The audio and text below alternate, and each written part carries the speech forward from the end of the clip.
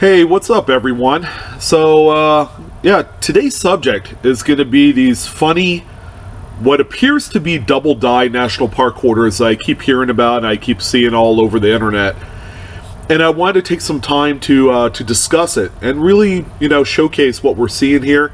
Is it a legitimate variety that we've all been waiting for in terms of something that's prominent in the national parks quarters? Because honestly, we haven't had really anything that has really set the world on fire, much like some of the state quarters that we've seen, like the Wisconsin high and low leaf and the Washington DC double die reverse, things of that nature.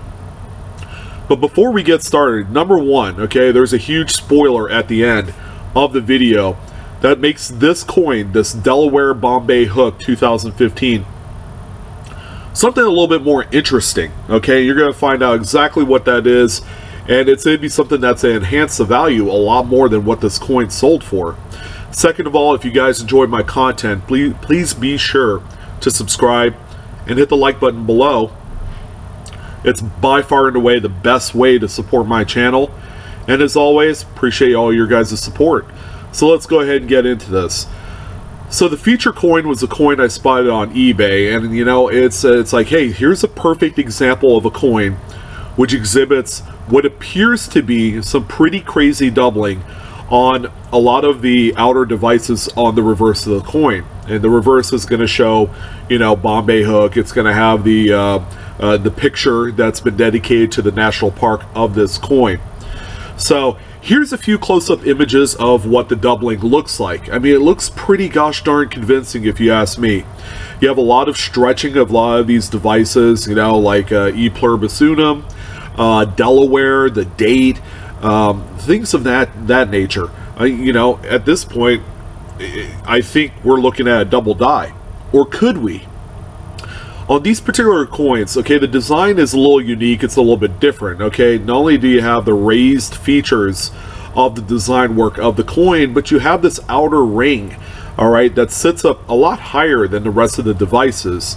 And within that, you have incused lettering, okay? So in order for there to be some sort of a double die with incused profile details, all right, it's going to have to work a little bit differently than, say, the stuff that's raised, okay? With raised devices, real stretching, you get the split serifs.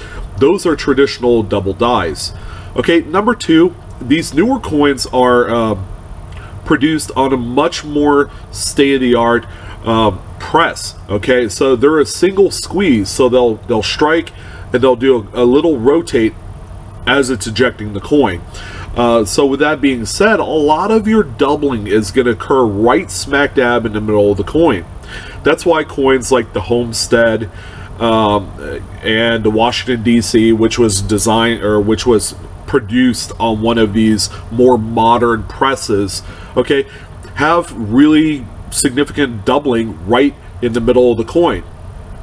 So that's going to automatically exclude double dies for this particular coin because of that. All right. Secondly, and again, stay tuned to the end of the video. It's going to come up here pretty soon. With these coins, okay, because of the incused nature of those letterings, the doubling doesn't quite work the same way. All right. So, while a convincing coin and really neat, all this really is either one of two things. It's either a really deteriorated die, which it's kind of hard to believe on this type of coin because it's so, the inner details look so strong and crisp. There's no die cracks of that nature. So something else might have happened. Maybe there was a little bit of a die jiggle, okay? Sometimes the die is not completely seated, in the hammer or anvil position of the press, and you'll get a little die hoppage as the coin's being ejected, and that's where you get a little bit of the deterioration. But all in all, the coins sold with shipping for $8.50, which it's not a game changer by any means, and a lot of people know that this is deteriorated die doubling. Okay, yet again, it's very convincing, and I wanted to shed some light on that. Now, here's one thing that I firmly believe why this coin should have sold for probably 4 to 5 times more. All right, this one was struck with a tilted collar. Okay, what that really means, and just look at the picture here, you know, it's not a complete reading on the very edge of the coin.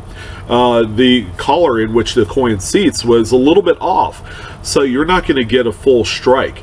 The collar will have the lines for the reading, so as a coin is being struck, the planchet is enlarging, and it enlarges enough so that way the coin will press up against the collar, therefore making those reading lines on the edge. Hope that helps. So, you know, yeah, it's just a simple tilt of the collar. Okay, so the coin is seated on the die. The collar just isn't straight on there. So I hope you guys enjoyed this video. You know, I'll shed some light on some of these quote-unquote, you know, fall double dies that you see out there. And, you know, that's all part of the hunt. This is all how we learn. As always, thank you for supporting Blue Ridge Silverhound. Check out my Facebook page. I have a pretty neat giveaway for the social media aspect of it, for the launch. And as always, appreciate you guys. Love you guys. You guys keep hunting. Enjoy this holiday season. Take care.